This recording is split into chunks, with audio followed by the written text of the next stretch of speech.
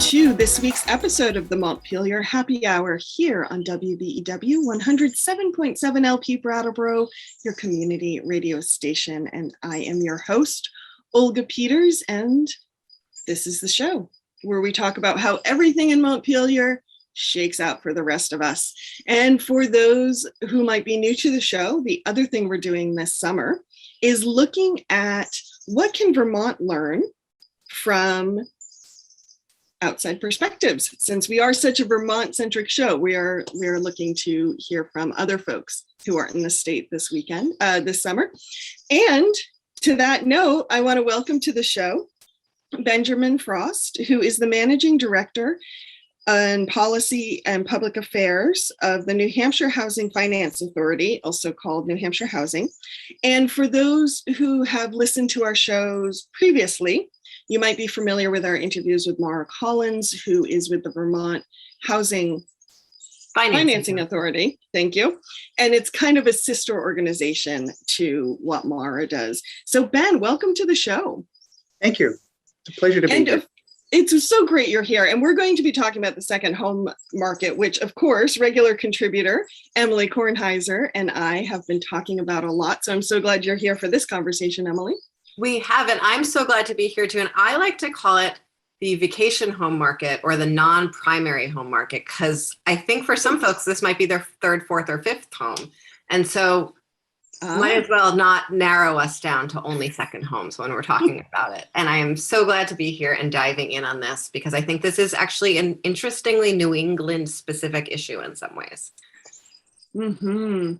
So Ben, just to give you a little lay of the land, for Emily and I, so Emily's in Brattleboro, I'm in Dummerston, but Emily went to Marlborough College. I grew up in the Deerfield Valley, which of course has really big vacation home market with the ski area, and up in Londonderry with Stratton, there is another large vacation home market.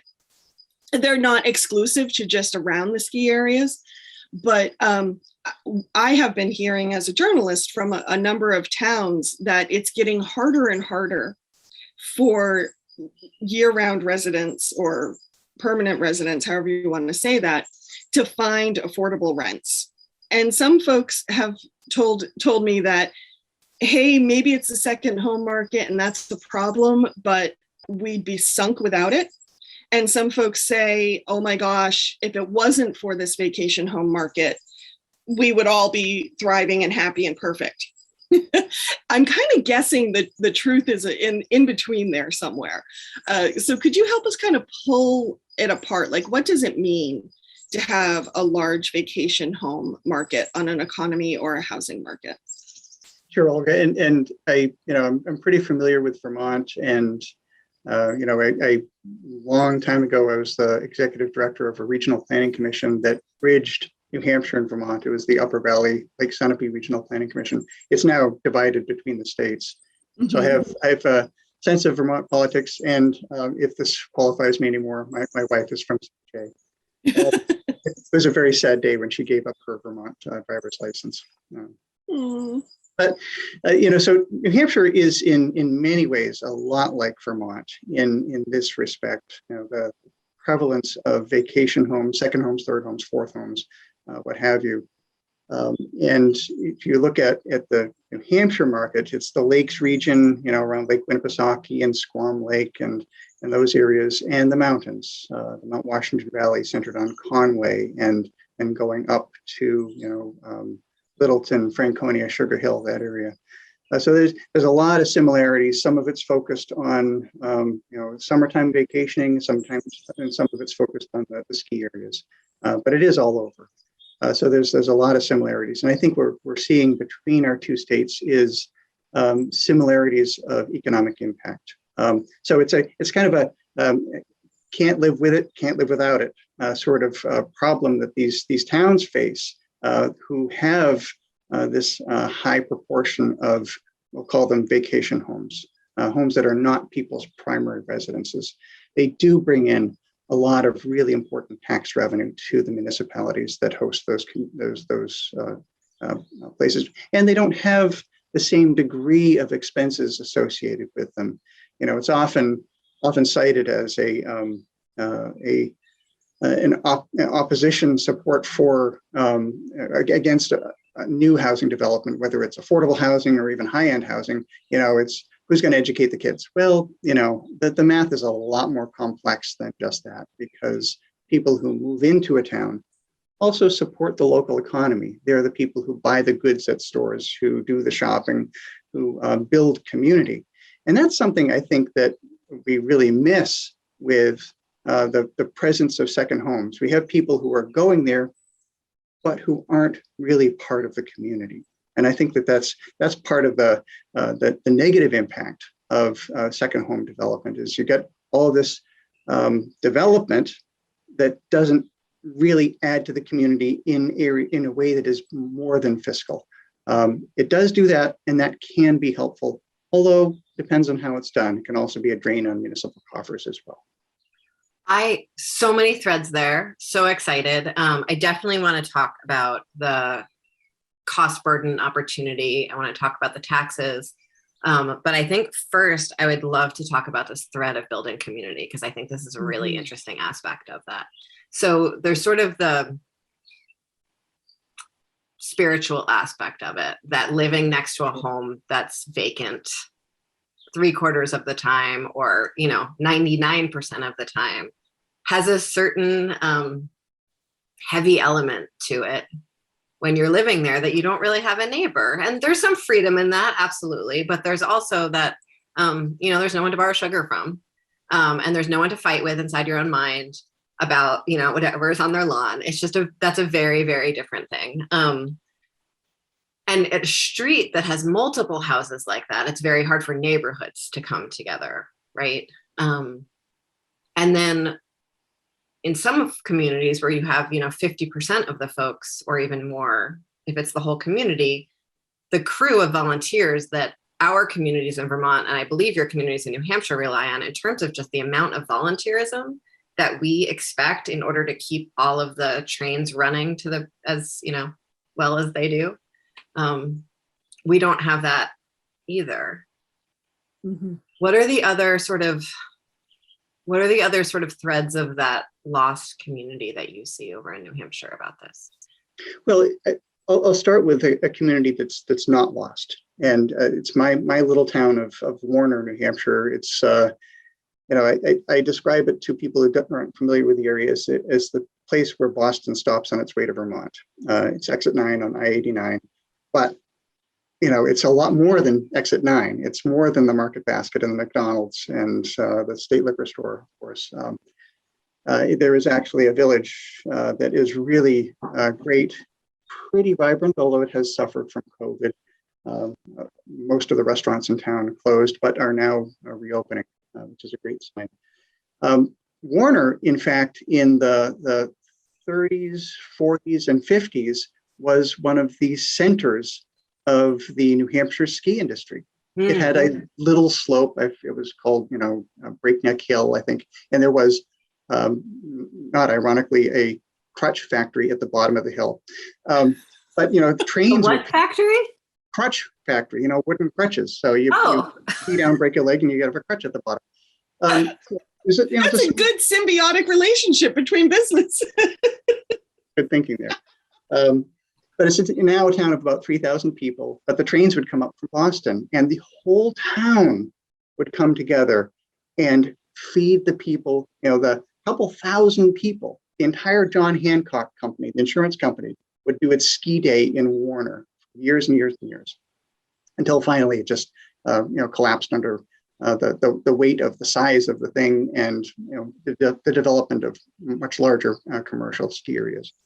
But it was really a community effort to bring people to Warner. And there were also, for summertime people, there were camps around some of the, we don't have real big lakes, but we call them lakes, ponds in Warner, that have now developed into year-round residences. So I'd say this is a really positive development from tourism industry that we saw in my little town.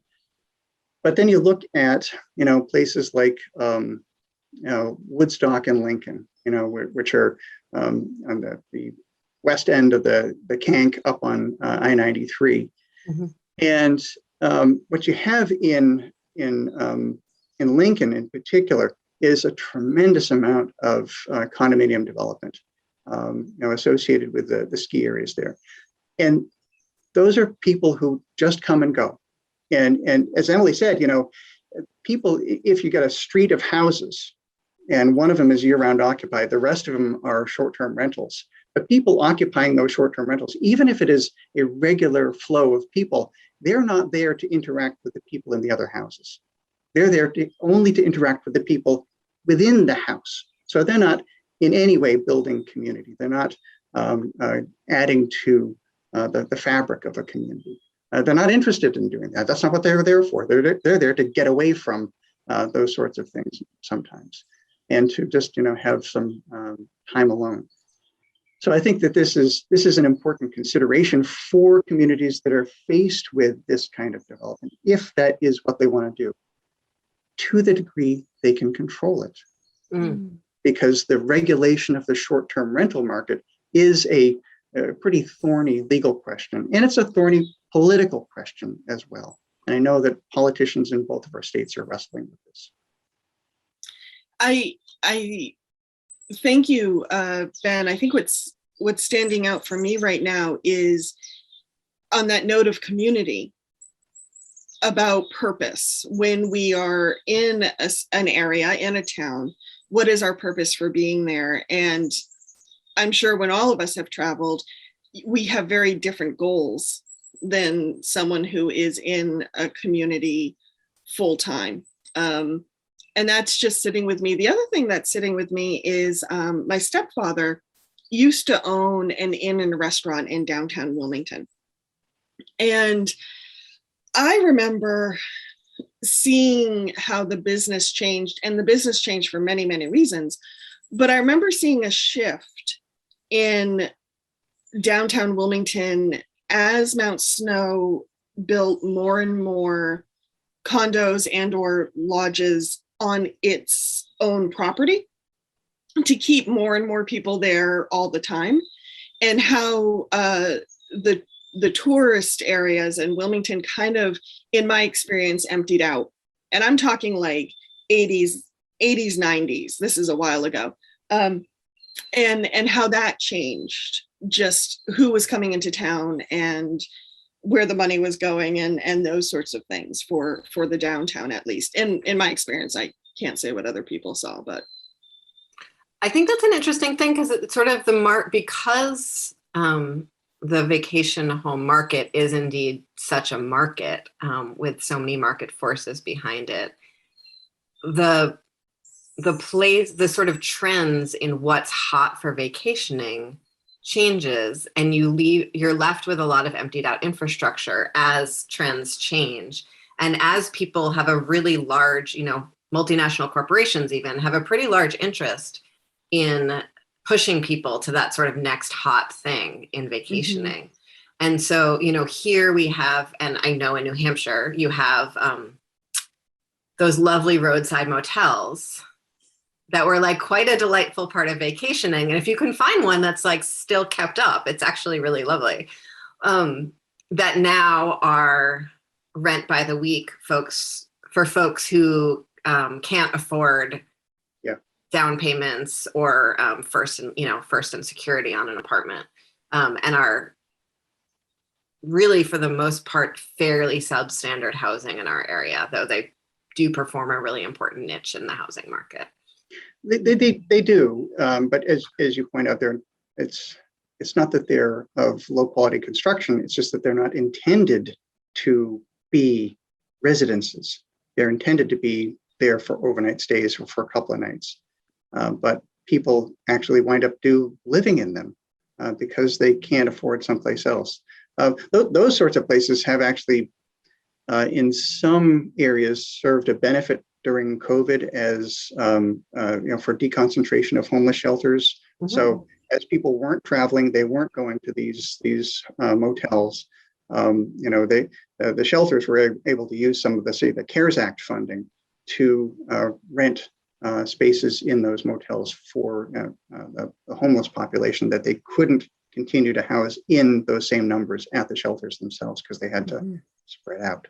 And that's true here as well. And I think we're looking to see how much we can use the ARPA funds to perhaps sustain that and do some updates and maintenance on some of those units to keep them. And of course, they'll need some retrofitting to be Absolutely. actual residential units. So, to get to be have a kitchen really. But I think, the thing about, I just want to go back to what you talked about, the shifts of industry. One thing about residences is that they're designed to be residences, and it's easy for them to continue to serve that purpose. So a big box store, once it's spent its life after 15 years and the company moves on or goes bankrupt, moves on to a different model, like Walmart, the ever increasing size of the store, as they've increased the sizes of stores, they've abandoned the stores that they've previously had occupied. What are those to be used for?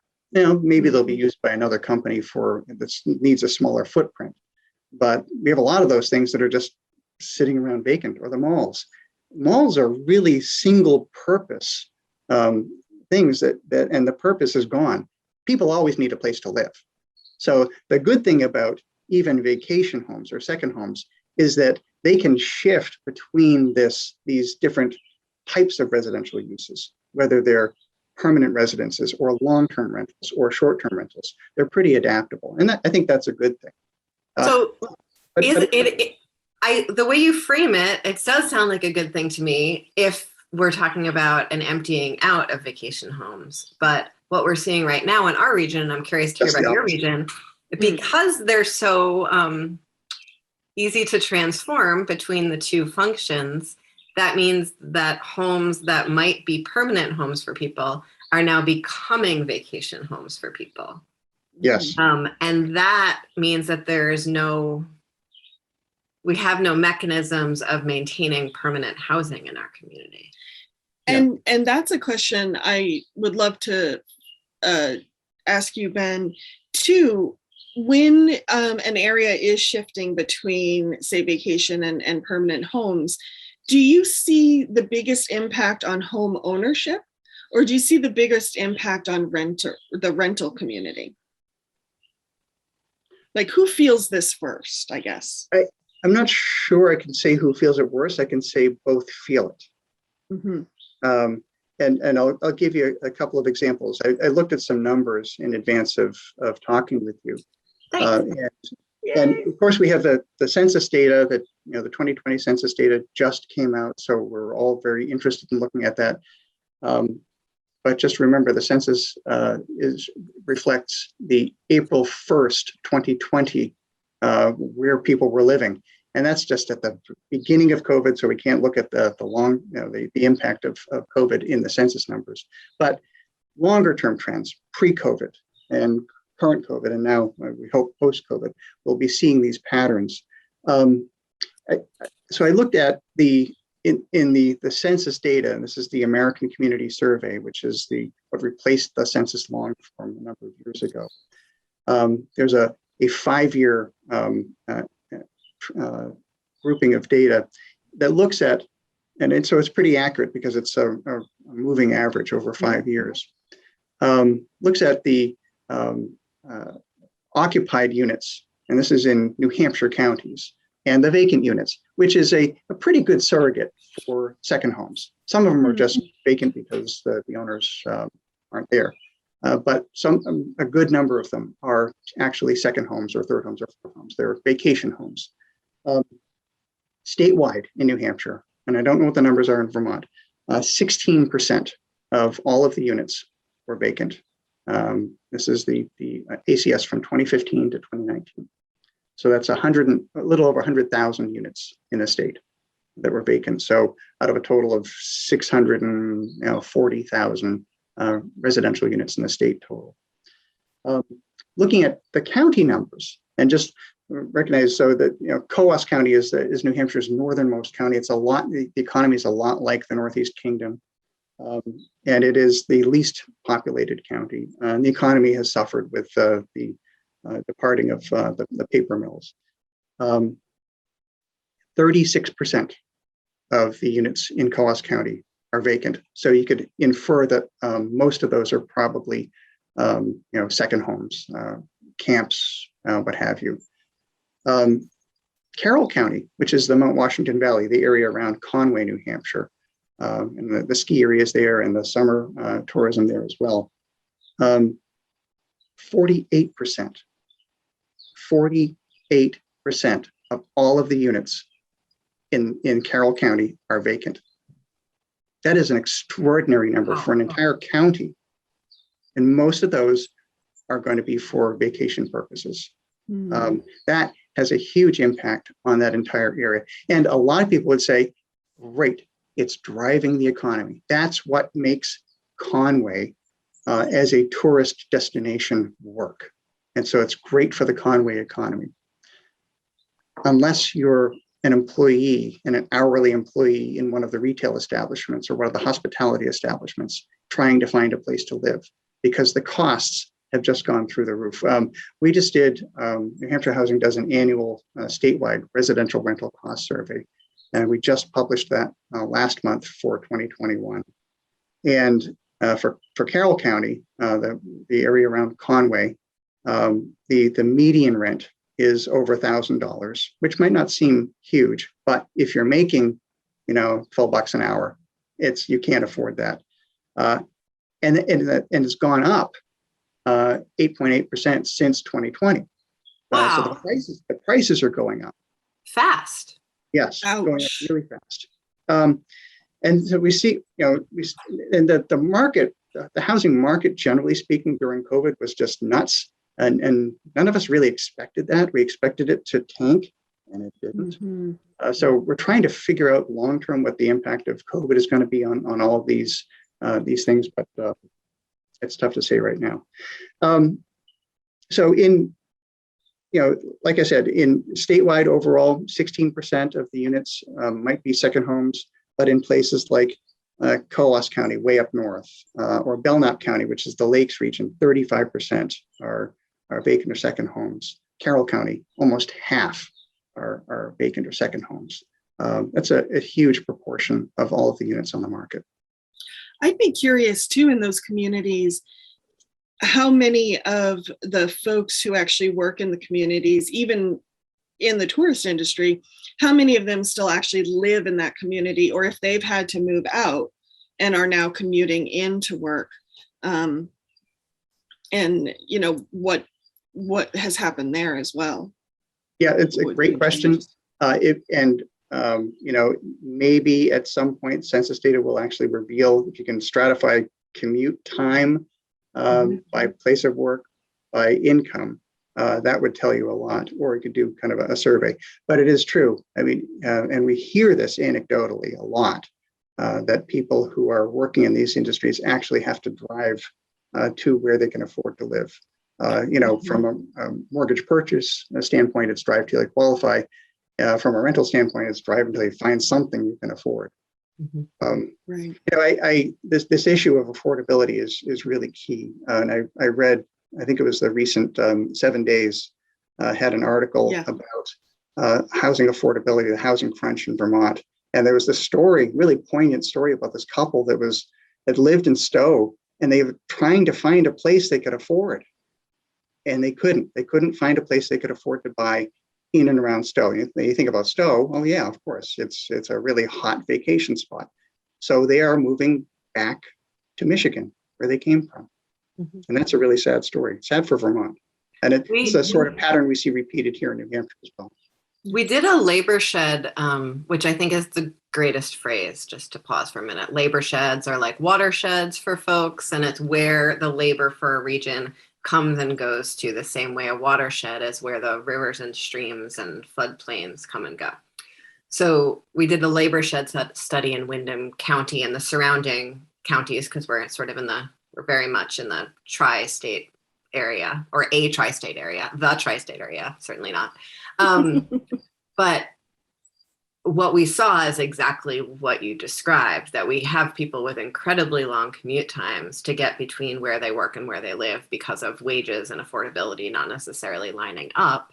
And what really, exacerbates that so much is both the fact that if you're making an hourly wage, the cost to travel is quite extraordinary extra cost and really hard to figure in when you're looking to find affordable rent. It's really hard when you're budgeting at that level of stress, you're really thinking about both of those numbers together because one is so much more fixed than the other and so much more regular than the other. That's a really important point. And for folks to want to explore this on their own, there's a great website that is created by the Center for Neighborhood Technologies, CNT. It's called the Housing and Transportation Index.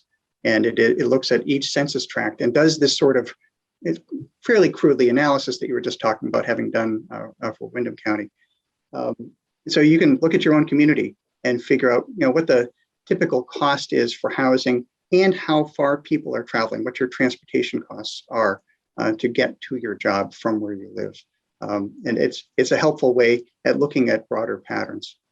And then I'm thinking about last week, we had on a member of Vermont's Climate Council to talk about the work that they've been doing. And she's an appointed representative from a rural community. That's sort of part of why she was appointed, is she lives in a mountain town, a very high tourist mountain town. And that when we think about the impacts on climate change, and I know how incredibly defensive rural folks feel about some of sort of density arguments and people's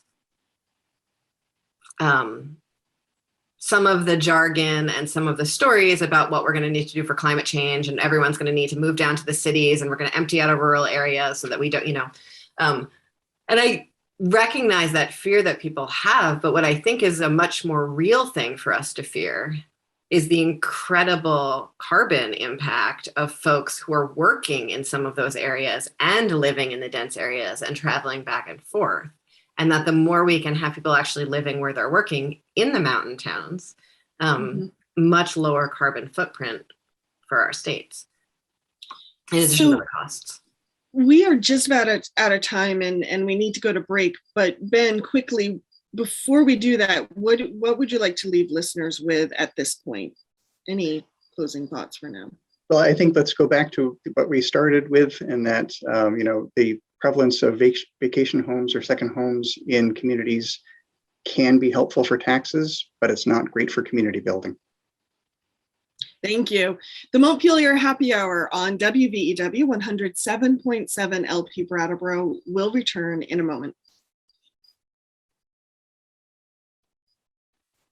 Welcome back to the second half of the Montpelier Happy Hour here on WVEW 107.7 LP Brattleboro, your community radio station. You can also find us on iTunes, Brattleboro Community Television, or the PEG station nearest you in some cases, as well as Emily's YouTube channel and our Facebook page and our website, MontpelierHappyHour.captivate.fm. I started to forget all the different places. Hey, Emily, what do we need to remind listeners of?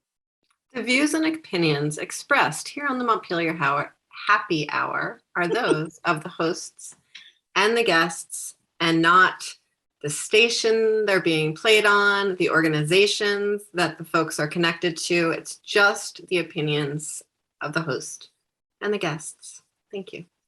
Why, thank you.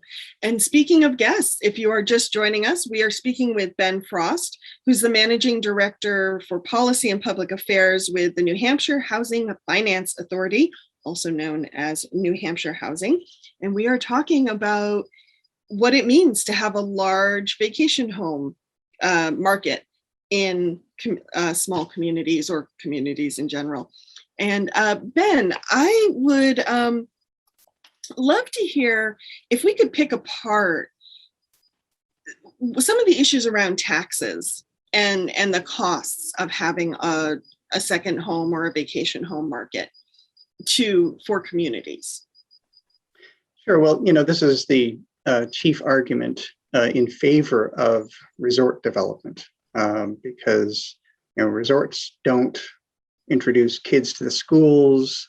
They don't, unless you have a bunch of skiing accidents, they don't have press upon the services of local emergency response that much, although I think that is debatable.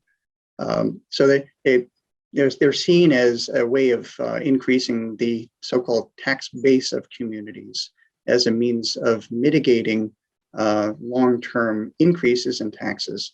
At least that's the argument. Whether it is actually borne out in reality is a different question entirely.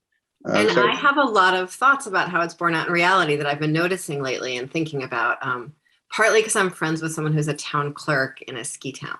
And so, I hear some very fun stories from them. So absolutely the schools, yes. But beyond that, when we think about the cost to the town, I think there's some really interesting ones. So I think emergency services are used a lot. I think folks in ski areas are much more accustomed to immediate medical services than I think some folks in our rural communities are used to. So I think folks go to seek medical care much more often in, sort of more urban areas and expect the same when they're here, as well as also just sort of ski accidents.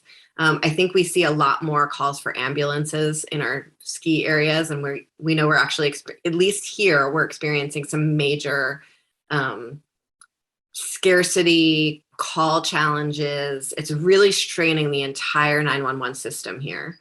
And then the expectations around what good infrastructure is, I think, are very different for tourists than they are for residents in terms of the scale of road pavement and the types of cars that people from out of state drive, how well plowed a road needs to be drivable, what delivery looks like, concerns and understanding of waste systems.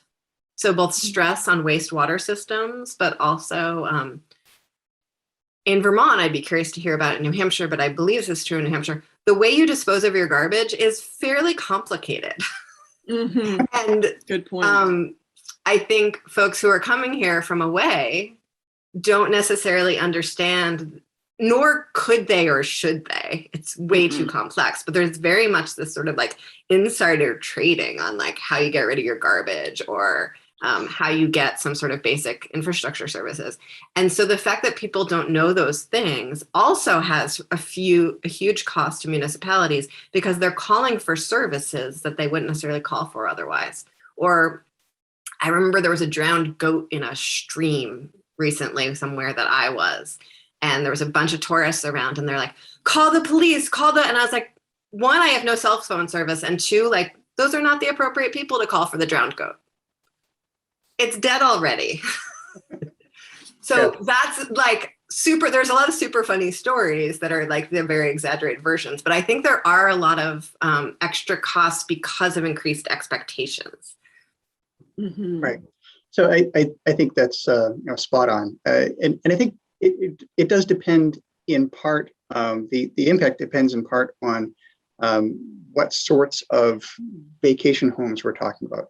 If it is an integrated resort, then they're going to have trash collection in there. Mm-hmm. But if you're renting someone's house, what do you mean you don't have trash pickup? I've got to take it to the dump, if you have a dump or transfer station. So I think we see a lot of the same issues here in New Hampshire. And people coming, from away with certain more urban expectations of what is to be provided to them, rather than having them fend for it on their own. And so you get those weird calls. You get the strange inquiries, and people are left, feeling like, so what am I supposed to do about this thing? Well, you're supposed to take your trash home with you and dispose of it properly, not find the nearest McDonald's with a dumpster and put it in there because they have to pay for your disposal now. Mm-hmm. So I think there are those impacts. Emily, you talked about the pavement issue, and I was thinking about the overall transportation infrastructure issue. So we've got in New Hampshire, we've got I-93, the corridor from Boston going up to the mountains and the lakes. Friday, I work in Bedford, which is the first town west of Manchester. and I drive to Warner, which is about a 40-minute drive. And my normal route is on I-93. When I'm leaving work this afternoon, I'm going to check Waze or Google Maps to see what the traffic is like before I head up on I-93, because it might be backed up for miles. And so, we're investing in massively in the I-93 expansion to accommodate all of this traffic, which is, it's great for the tourism economy. It'll get people to the mountains and the lakes faster. But it is an extraordinary expense. And meanwhile, most of the time, I-93 does not need that capacity. And the locals know well enough to avoid the highways during those times if they can. Sometimes they don't have the option. So, we make these choices. We do this sort of development, a lot of which is locally driven. Municipalities in both states choose development patterns. We might think, well, it just happened. No, our comprehensive plans and our zoning ordinances and our land use regulations are essentially the rules of the game for developers. They're what we're telling developers we want in our communities. And if we want resort development, that is what is embodied in our comprehensive plan and our zoning ordinance. So those are local decisions. And the permitting decisions, and I recognize there are distinct differences between New Hampshire and Vermont on land use permitting. You've got Act 250, New Hampshire does not. But still, it is still locally driven. Absolutely. But there are regional, sometimes statewide, impacts of these accretion of local decisions all coming together. And so one town approving one development might not have much noticeable impact outside of its boundaries. But each town making those sorts of decisions over the years, time and time again, has a noticeable, measurable, significant impact. So how can communities, when they're considering their development patterns and their zoning, if they are either hoping for, wanting, whatever, maybe like a resort or more vacation related development, how can they tease out these, like what should they also be considering for impacts around like our conversation with taxes and roads and that type of thing, besides just the permitting process? Well, in your comprehensive plans, you need to be thinking about where you want development to happen, and what kind of development you want to happen.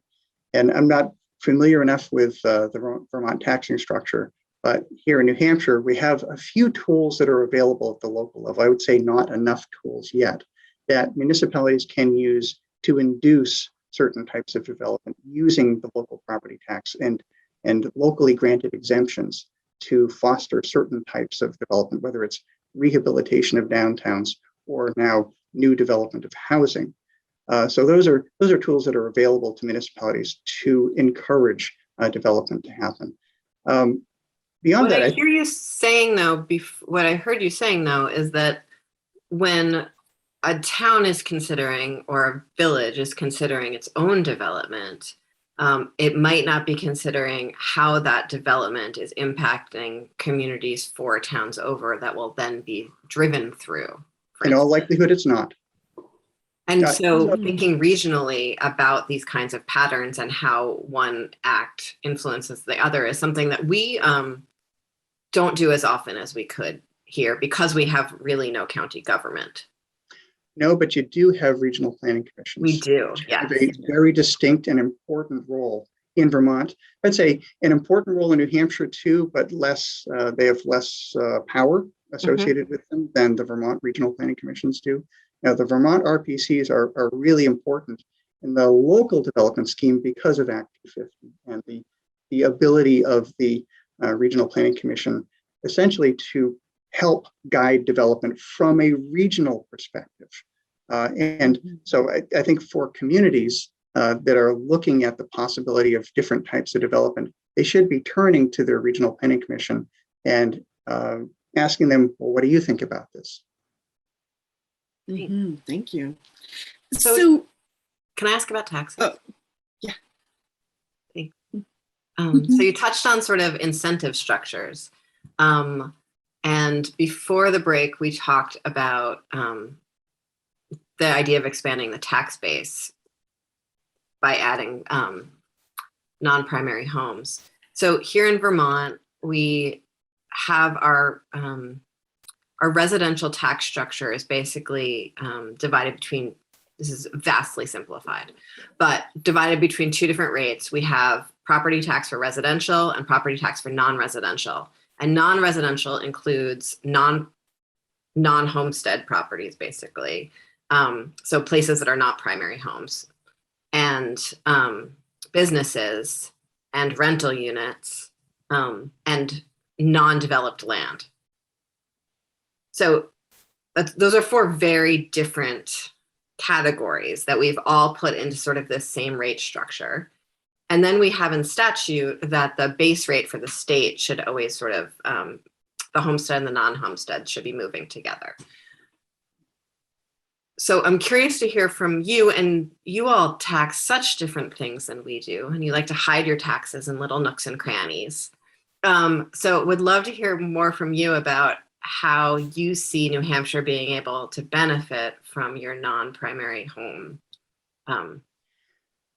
Well, so to look at the New Hampshire tax structure in a very simplified view is there's the local property tax, and then there's the state stuff. So the local property tax, so in New Hampshire, we rely much more on the local property tax than Vermont, although I know Vermont does rely on that quite a bit. In New Hampshire, the local property tax, the municipal tax, the school district tax, and then there's also the statewide property tax, which gets redistributed to municipalities for education. Those are the lion's share of what goes on at the municipal level. And so that's what people are focused on. The state runs on other sorts of taxes and fees. So Emily, you're right. There's a lot of hidden fees that the legislature has passed over the years that run state government. So there's very much in New Hampshire a distinction between local taxation and state taxation. And there's not a lot of interplay between the two. And so for your local taxation, is there a distinction between primary residences and non-primary residences for tax? Every property has the exact same tax rate, businesses included? That is a constitutional issue. Wow. That is written into. Interesting. So much gratitude for our Constitution all of a sudden. Yeah, so there's not a lot of flexibility there, absent changing the New Hampshire Constitution. Wow. That's so interesting. And how do you change your Constitution in New Hampshire? And I'm sorry if I am asking something. Sure. So I am a lawyer, so I actually do know some of this stuff. So the New Hampshire Constitution is done initially by the legislature. So the legislature, both houses of the legislature have to pass something by, I think it's a 2/3 majority of the members, not those present, but the actual members. And then it bypasses the governor and goes straight to the voters on the statewide November election. So that would be as a warrant article on each municipal ballot, whether they approve of this change to the Constitution. And it does happen from time to time. The most recent change to our Constitution dealt with, I think, privacy issues, and that your personal information is inherent to you and is not, and you own it essentially, which is, I think, a pretty good thing. Yeah, that's very interesting that you passed that. We have actually almost the exact same constitutional change process here in Vermont. But we have to do it over 2 biennium. So it goes House and Senate, 2/3 of all members, not 2/3 of who's there, bypasses the governor, and then has to come back up the next biennium for the exact same vote, and then goes on a referendum to the voters. Interesting. Yeah. So it takes a bajillion years. Yeah. Emily, did you have all your questions answered? I have all my questions, because since they can't differentiate, there's like no policy levers there at all. It's even harder than ours. Well, I mean, that's a good point, though. There are some ways within the constitutional structure to deal with taxation. So in certain circumstances, you can look at, on commercial properties, you can look at certain types of commercial properties based upon their income as opposed to their market value. But those are narrow exceptions. And can you add like view fees or vacancy? Yeah. Can you add a vacancy fee? Is that there is? We love fees over there. You can't do that on the local tax bill. Okay. But a number of years ago, the appraisal companies, the assessing companies that were hired by municipalities started separating out the value of a view on a particular property. And people viewed that as a view tax. They saw it as a separate tax when really it was simply the value to the property of having a view, which you can figure out. Having a view does increase the market value, but the fact that it was being separated on a tax bill made a lot of people really upset. Especially the farmers who were saying, "My cows don't appreciate the view." And so the legislature addressed that. I don't think that they substantively changed the law, but at least people felt better about how it was being addressed locally.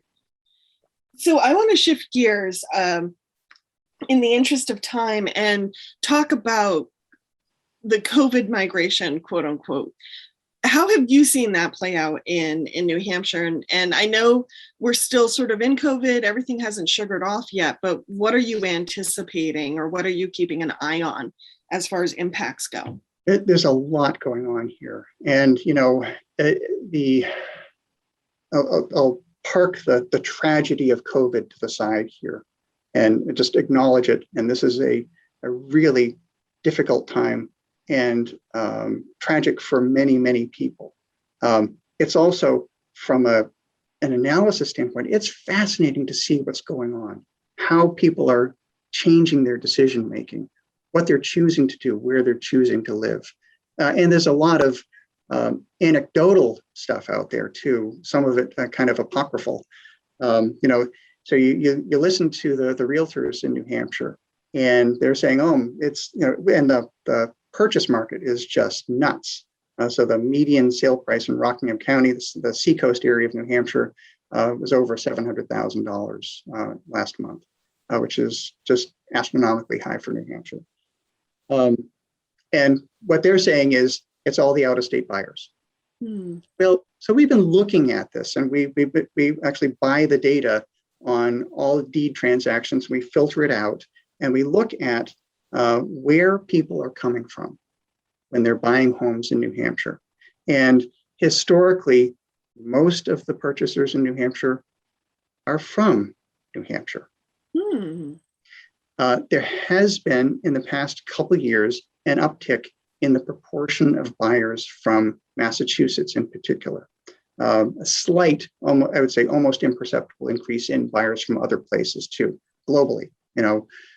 Sometimes it's Arizona, sometimes it's Connecticut, sometimes it's Rhode Island, sometimes it's Vermont or Maine. But mostly the out-of-state buyers in New Hampshire are coming from Massachusetts. So between, say, 2019 and 2020, those 2 years in whole, the proportion of buyers from Massachusetts went from about 16% to about 19% of the market. It's not a whole lot, not a big change. But what's happening in COVID? It has gone up still some more. So we have numbers through the end of the first quarter in 2021, and it's up over 20%, maybe 21% of buyers from Massachusetts. A change, yes. A huge change? Not so much. We also looking at county by county data, and I think there probably is more impact in the border communities. So Rockingham County, Hillsborough County, Nashua, Manchester, Portsmouth, Dover, Rochester, the communities surrounding all of those areas that are easily accessible to the Boston metro area. It's an easy commute down. Well, depends on the traffic. It's a short in time and distance, not necessarily time commute. So those are really appealing for people who want to get away from Boston, but not be too far that they can't commute. Can I jump in for a second? Yeah, I think that's really interesting. And we call sort of the folks from Massachusetts, we call them flatlanders here. And, but while we're seeing sort of that trend slightly with people moving from Massachusetts to Vermont, what we're also seeing is folks moving from our quote metropolitan areas, so Burlington, or even Chittenden County proper, to Franklin County, which is just a little more rural to the north. And so we're seeing the same trends in state as slightly, and again, along the border, not people moving all the way to the kingdom. And so I think it's, sort of this natural desire to get from the very densely populated to the slightly less densely populated happens within our states just as much as it might happen across the border sometimes. And so that's an interesting piece of that to me. I think that is happening. And I think another thing is happening too. And if you look at the 2020 census county data and you just look at a map showing which counties lost population and which counties gained population, you see a continued depopulation of the very rural counties. So the Plains states still concentrating to the cities, but not necessarily living in the cities, but in the metro areas. So we see people perhaps leaving the downtowns and moving to the suburbs, people moving from rural areas to the exurbs. There's an ongoing continual concentration of population in certain areas. Looking at the where people are moving to in New Hampshire, looking at home purchases. In 2020, the greatest percentage increase in home purchase prices year over year from 2019 to 2020 on a county basis, and the greatest percentage increase in the number of units sold were in our rural counties, not in our metro counties. So they were in, up north in Coos County, in Grafton County, which is, Upper Valley and those areas, Carroll County, Mount Washington Valley. That's where we were seeing the greatest percentage increase in sales prices year over year and numbers of sales. People have a greater interest in those areas now, in part because you can still get to Boston if you need to. You can even, it's a long drive, but even from Coos County, it's like a 3-4 hour drive, you can still get there. It's not a commute, but if you need to go to, say, a doctor's appointment in Boston, you can still do that. So looking at the age of purchasers too, we find that in Coos County, the northernmost county in New Hampshire, we have the greatest proportion among all counties of cash buyers, which is highly suggestive that people are buying vacation homes or moving there permanently from wherever else. Now, whether those patterns will stick, that's the real question. So there are COVID patterns, some of which have accelerated pre-existing trends, some of which are new. And the new ones, the real question is, will they stick after COVID? We don't know. So we are almost out of time. And so I just want to touch in with you, Ben, and just see, we've covered a lot of ground. What do you feel is really important for listeners to take away from this conversation? I think perhaps the most important thing, we're talking about housing and housing development and building community. I think it's important for folks to recognize that, as I said before, the type of housing that gets built has so much impact on our communities. Resort development, great for the tax base, but development where people will live as their primary residence is what adds to our communities. When I walk around the streets of my town, I love hearing the laughter of children. I do not want to be in some dystopian town that is only old people who are paying their taxes. I want to hear kids walking on the sidewalks and playing in the playground. And that's a sign of a healthy community. Thank you very much. That is all the time we have on today's episode, unfortunately. Thank you, Ben, so much for joining us today. If people want to find out more information about New Hampshire housing, where would you recommend they go? You can go to our website, which is www.nhhfa.org. Fantastic. Thank you. Emily, if people want to find more information for you or reach out, where can they go? I don't have it conveniently behind my shoulder the way Ben does, but it's well, that Emily wouldn't help the Kornheiser. Listeners anyways. It is emilykornheiser.org, where folks can find my email, my social media feeds, some regular updates that have slowed this summer, and any notice of upcoming events. Wonderful. And as always, you can find the Montpelier Happy Hour at 2 p.m. on Friday on WVEW 107.7 LP Brattleboro, your community radio station. You can also find us on iTunes and BCTV, at Emily's Place, our Facebook page, and the Montpelier Happy Hour.captivate.fm. Hey, everyone, have a wonderful weekend.